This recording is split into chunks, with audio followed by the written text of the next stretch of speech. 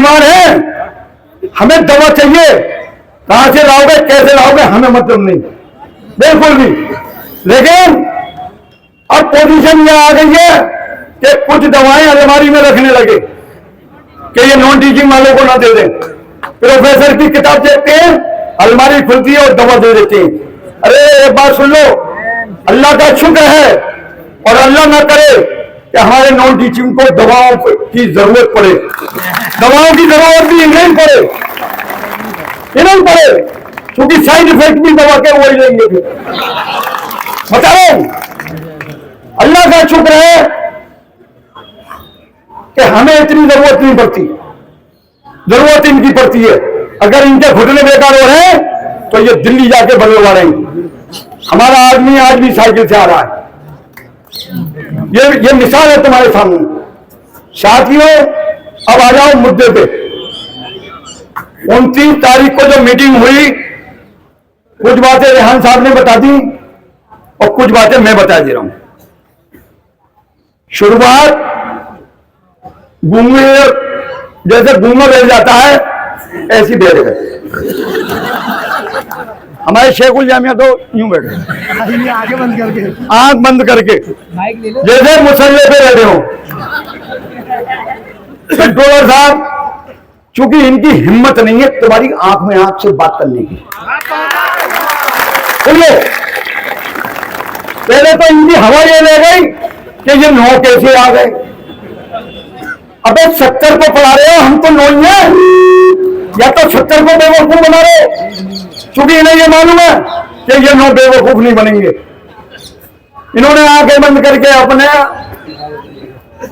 उसके बाद रजिस्ट्रार साहब हमारे शेखुल जामिया के उल्टे हाथ पे, सीधे हाथ पे हमारे एफओ साहब, उसके बाद कंट्रोलर साहब, उसके बाद मुहिबुल हक साहब, अहमद मुस्तफा साहब हमारी तरफ सुन लीजिए, और उसके बाद असफर अली साहब। शुरुआत रेहान भाई ने कही, शुरू करो अल्लाह का नाम लेकर। बहरहाल कंट्रोलर साहब ने हमारी चार्टर ऑफ डिमांड पढ़ना शुरू करी। जब चार्टर ऑफ डिमांड पढ़ना शुरू करी तो उन्होंने कहा डेली वेजर का एक्सटेंशन हो गया आपका। हमने नोट कर लिया। फिर दूसरे मुद्दे पे आइए, हाई पावर कमेटी। हमने कहा हाई पावर कमेटी, चलिए वो भी नोट कर लिया। ये सब नोट हैं उस दिन के, समझ लो, सारे नोट हैं। फिर बोले वो डेली वेजर के एनहांसमेंट का वो कमेटी बन गई, नोटिफाई हो गई।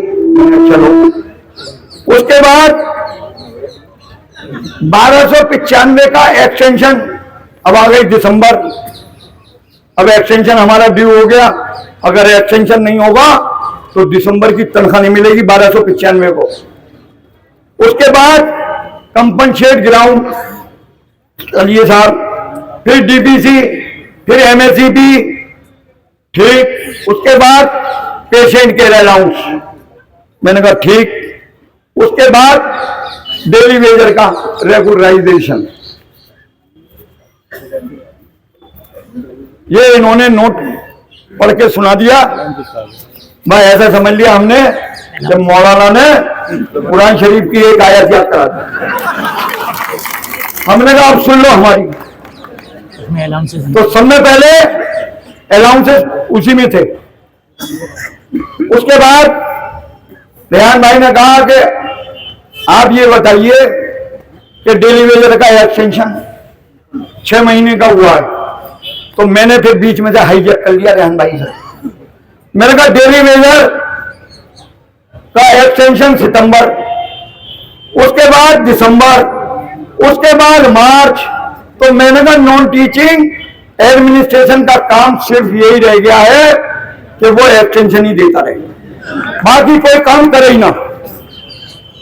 भाई मैंने सवाल करा कि वो नौयत क्यों आई कि अब डेली वेजर के मैटर, अगर कोई ग्रीवेंस है, कोई पॉलिसी मेकिंग का मामला है तो एजुकेटिव काउंसिल में जाएगा मैटर। लेकिन जो रूटीन के वर्क हैं जो वाइस चांसलर खुद कर सकते हैं, वो मैटर भी अब इसी में जाने लगे, सिर्फ नॉन टीचिंग के। टीचर की तो सिलेक्शन कमेटी 9 को भी लग गई और पिछले महीने भी हो गई। 10, 11, 12 तारीख ये है कि 9, 10, 11 को जीएसटी लग गई और वो भी फैकल्टी में चुनिंदा डिपार्टमेंटों में। तो ये इन्हें अपने गुर्गे सेट करने हैं। बेरोजगारी इनके यहां ज्यादा है, हमारे यहां कम है। ये अपने बेरोजगारी को दूर कर रहे हैं। साथियों, हाई पावर कमेटी पे हमने कहा कि ये लिफाफा जो हाई पावर कमेटी बनी, किसने बनाई? वाइस चांसलर साहब ने बनाई, रजिस्ट्रार साहब ने बनाई, किसने बनाई? हाई पावर कमेटी बनाई अलीगढ़ मुस्लिम यूनिवर्सिटी की सुप्रीम बॉडी एजुकेटिव काउंसिल ने। रिपोर्ट कहां जानी चाहिए? रिपोर्ट जानी चाहिए थी एजुकेटिव काउंसिल में। मैंने कहा इसी कमरे में जब वो रिपोर्ट लिफाफा बंद किया गया, मैं चश्मदीद गवाह हूं। और बल्कि एक रसगुल्ला उमेश कदम साहब ने खिलाया कि मुबारक हो, आपका काम हो गया। मैंने कहा काम तो जब होगा सर, जब हमारे ऑर्डर हो जाएंगे। हम आपको रसगुल्ले के साथ साथ ऐसी मालाओं से लाद देंगे कि आपके बच्चे भी पूछेंगे कहां गए थे। तब आप बताना कि हम मजदूरों के लिए गए थे और अलीगढ़ मुस्लिम यूनिवर्सिटी के मजदूरों ने हमें फूलों से लाद दिया।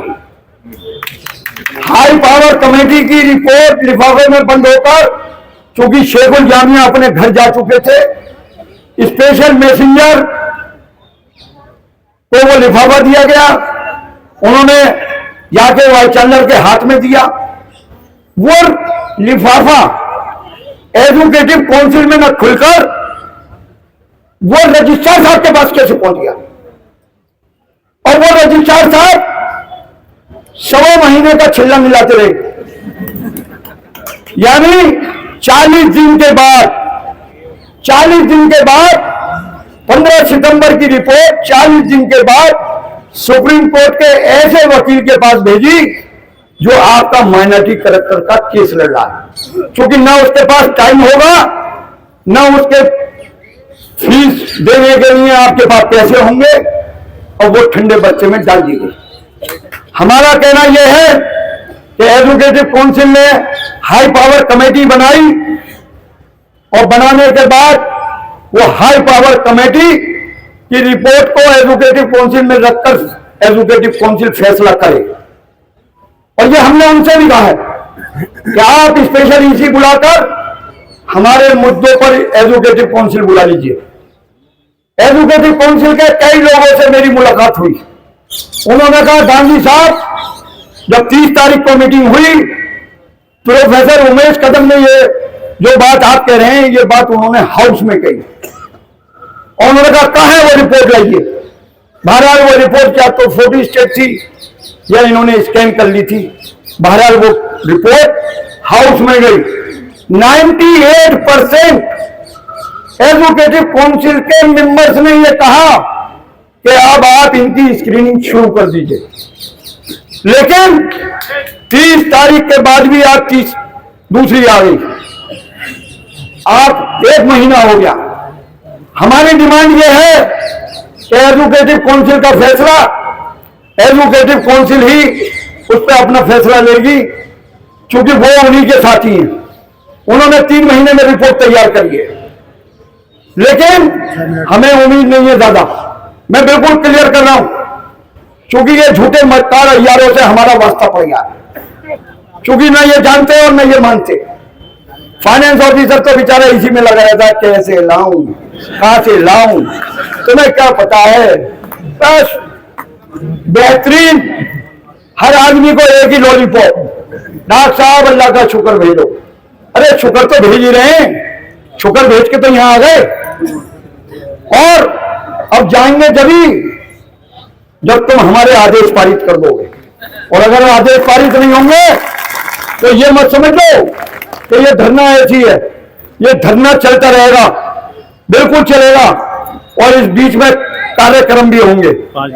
6 मिनट। दूसरी बात, अजान का हमारे मोहसिन साहब बता रहे हैं, जकी साहब, क्योंकि अब अल्हम्दुलिल्लाह अजान भी पढ़ने लगे हैं ये रजी साहब, इसमें भले ही मुक्तदी जो है वो दूसरी मस्जिद में पहुंच गए, लेकिन मैं ये बता रहा हूं कि डेली वेजर के जो कमेटी बनी है उसमें आफाक अहमद अफू साहब, जकी साहब, हम लोगों ने जिस दिन हुई थी उसी दिन धरने पर आकर कन्वेनर ने बताया कि ये लोग हैं, आप इनसे अप्रोच कर लो। हमने उनसे अप्रोच करी, उन्हें कागज मुहैया कराए और उन्हें हमने बता दिया। देखिए अभी एक लेबर कमिश्नर में अगर रिट डाल दोगे तो इनकी नानी याद आ जाएगी, बता रहा हूं, क्योंकि सेंट्रल वेजेस में मिनिमम वेजेस जो है वो 18,000 है, जो 11,000 दे रहे हैं आप। साथियों, वो कमेटी की रिपोर्ट कहीं ऐसी ना हो कि हाई पावर कमेटी की रिपोर्ट बन जाए। अगर नियत सही होती तो जिस दिन रिपोर्ट सबमिट हुई थी 30 तारीख को रिपोर्ट सबमिट हो गई, आपको पहली मिली, दूसरी मिली, आज आप उसके ऑर्डर निकाल देते। क्योंकि कमेटी बनाई थी वाइस चांसलर साहब ने, तो ऑर्डर का अप्रूवल भी वाइस चांसलर साहब को देना था। अगर इनकी नीति नियत सही होती तो आपके वेजेस बढ़ने के ऑर्डर हो जाते, लेकिन इन्हें हमारी स्ट्राइक नजर आ रही है। लेकिन हम भी एक बात सोचो, हमने मेडिकल में जब मीटिंग करी, इत्तेफाक ये है कि शेखुल जामिया में अपनी बेगम के स्पेशल वार्ड पे जब देखा उन्होंने कि गांधी तकरीर कर रहा बगैर माइक के, तो स्पीड 80 की हो गई,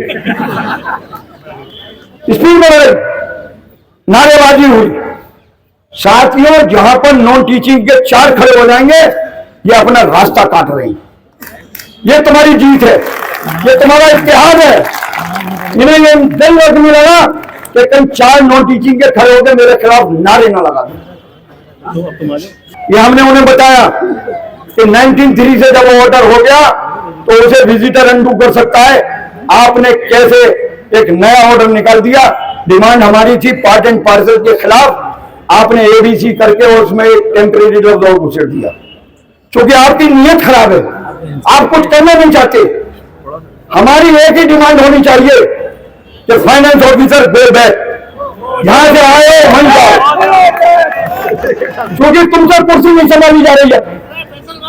तुम इतना तो कर सकते हो कि हमारी कमेटी के किसी आदमी पे शफकत का हाथ रख दो, लेकिन हमारी कमेटी का आदमी हमें आके बता देगा कि आज फला ने हमें बुलाया था और ये कह रहा था।